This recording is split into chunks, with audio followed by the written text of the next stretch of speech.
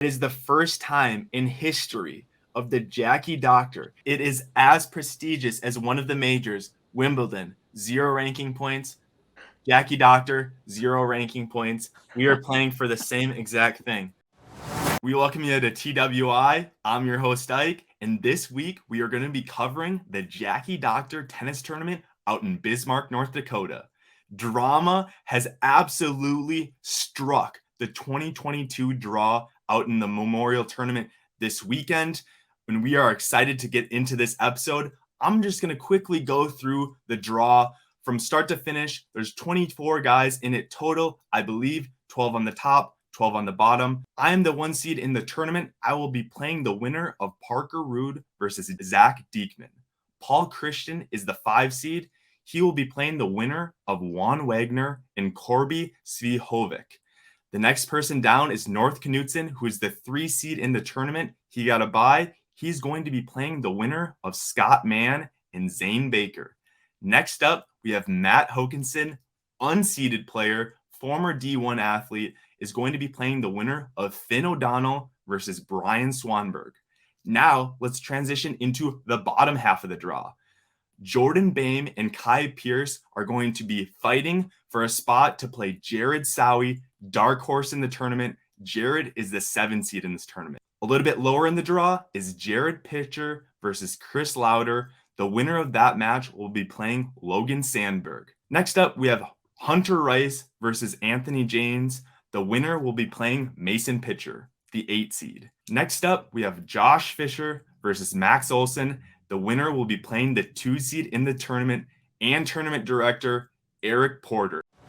So here's the last 10 winners. Last year, Fedde won it, the Gustavus. He plays in their lineup, whatnot. Or does he play in their first team or second team? Does anyone know? Second team. Second team. Fedde plays. He beat Logan last year. And in 2020, was not held due to COVID. I got the best of Matt in 2019. Eric got the best of me in a third set breaker in 2018. It was 12-10. I was looking at the scores. Then before that, Paul Christian, master versus apprentice, beat Eric. Paul Christian had one before that against Jackson Operud. Then Hans Young versus Jackson Operud. Wade Nagel versus Paul Christian. Jackson Operud versus Jake, I don't know how to say his last name. And then Ryan McGuigan versus Wade Nagel. So we got the last 10 winners on there. Or I guess there's a COVID year, but pretty interesting. What do you guys think about that? I think Eric or Isaac need to get another one so they can join Paul Christian as legend status. Yeah, it also just reminds me of every single final that I've played in the past 3 years has been against Isaac Toivonen, and I have lost every single final. So it's it adds a little bit of fuel to the fire for sure. We will not be playing in the finals this year, or even have the chance of playing in the finals this year, as our tournaments will line up, if we win, in the semis. Because Matt is unseeded. I will pop up the draw. We don't have it here. But I went ahead and I was admiring the draw. I was like, this seems a little bit weird. This seems like Pablo Escobar made the draw. It seemed like the top half of the draw was absolutely stacked, and the bottom half of the draw, no offense, was not as stacked. I've since thought about it a little bit more, and maybe I have come to my grips a little bit, but we are going to analyze the tennis bracket of the Jackie Dockter men's open singles. The bottom half of the draw, this is definitely the weaker half of the draw. You can see everyone's UTR. You can see everyone's UTR. And these future cobbers, Logan Sandberg and Kai Pierce, are clearly getting just shafted by the algorithm here in UTR. Oh, dude, especially Logan Sandberg. Logan's a phenomenal player. Come on, he's above an 8 at least. I don't think people understand how good an 8 is. Yeah, but I mean, just comparatively here, like look at how many great matches Mason and Logan have. They're neck and neck. I'm sure Mason's gotten a lot better at school. I don't know, not to knock our guy Jared, but Jared Sowie, but Logan will have like close sets of them. Jared's definitely like deserves his UTR, but I think Logan also deserves a little higher. Granted, this is a non-ranking tournament, which it is the first time in history of the Jackie Dockter. It is as prestigious as one of the majors, Wimbledon, 0 ranking points. Jackie Dockter, 0 ranking points. We are playing for the same exact thing. And I'm going to go into our the top half of the draw, the absolutely stacked half of the draw. We got your boy Matt Hokinson, unseeded. We got North D2 tennis player, Paul Christian, an absolute legend in the Jackie Dockter, the most winningest player in the Jackie Dockter in terms of championships. Here's what I'm seeing on this top half. I'm seeing it's a little bit polarized, is what I call it. It's got a lot of top tier action and a lot of bottom tier action.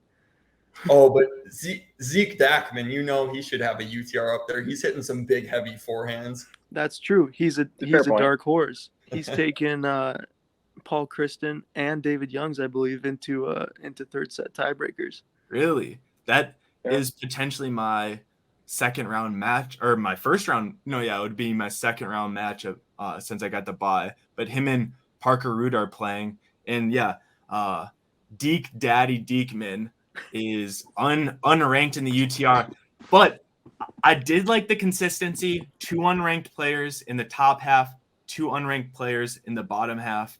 Unrelated. Let's remember our experience and our Minot experience like 3-4 years ago or whatever it was. Remember how stacked that draw was on one half? It was like Jared on one side, and then everyone that's picked up a tennis racket on the other side. Me and Matt and Isaac in the semi, where Matt unfortunately took one of his millions of L's against Ike. You want to know how many it is? You want to know how many it is? I know the number, how many official L's it is. You want to know how many it is? Like in tournaments, like in actual in tournament play. I know how many it is. 13. That's my guess. I was gonna say 6. I was gonna say 7. It's 8. 8. 8, and then practice matches is about 24. Wait, have you ever beat me, Matt? Though in like a practice? Never beat. Nope. I've taken you to 3 a bunch of times. I've never actually beaten you though. I've taken sets off you, but not. I've never beaten you. No. Isaac, I remember I played you in Minot, and I think I got like the first 2 games, and then after the match, you were like, "Yeah, you were playing well. I like thought you had me," and then after I won the first 2 games, I think I won 1 game that set, and then lost like 11 out of 12. Yeah, just got shelled. The rest of the match. It was like 3-0, and it's like, oh yeah, like you almost had it. So, honestly, like at that point in my life, like I cared about my points. I like try to be like very like fragile and comforting. Now I don't care. I want to destroy everyone. I want to destroy everyone. It's a cocky, not confident mentality. All jokes. Well, even in the holiday tournament, I get to the finals against Isaac again. You think maybe you're going to catch him on a day where he's not going to serve well and he's not going to rip his forehand, and then you just lose 3-3 again, and it's just like, why am I out here? And then I take my second place trophy and I put it and I give it to my dad, and then he puts it up next to the other 7 second place trophies in my parents' extra bedroom. Eric's out here, the only one that's ever decoded Isaac. Actually, David has, but David I think did. Eric's had a lot of success as well. When I played David, I feel like I had one of the few times in my life that I felt like an extra pressure of some sort, where like mentally I was like weak that game. And I'm not saying David didn't deserve it, because he played better than me. Like I thought I played actually pretty good against David in that match, and he just beat me. But like mentally I was like, shoot, like this guy's going to be coming into Concordia as a freshman. He's a really good player. He got like something at state, like good state player. I was like nervous. I'm like, I don't want to lose my job. And then I lost him, like, fuck. That summer was some of the best tennis that I've ever seen David play. He had a big run in the red when he beat you. And then at the adult championship in July, he knocked off a bunch of really good players. I think he also had a good run in the China Garden that year as well. Maybe Matt can confirm if you played that one also. I don't remember. I stopped him that year. But did you? But yeah, Yeah, I did stop him. Yeah, I think in the Nice. either in the final or the semis. But yeah, he made a super deep run in that tournament too. Another detriment from the tournament being under new management, in addition to clearly stacking the draws, there will be no hot dogs being grilled. Sorry. Due to everybody. budget constraints or a labor shortage because people don't want to work these days. Veganism. Yeah, All this progressive bullshit. Porter tournament organizers would not list food events as a strength of theirs. Ooh. So it's because he's allergic and he wants to bring everyone down with him. that's right.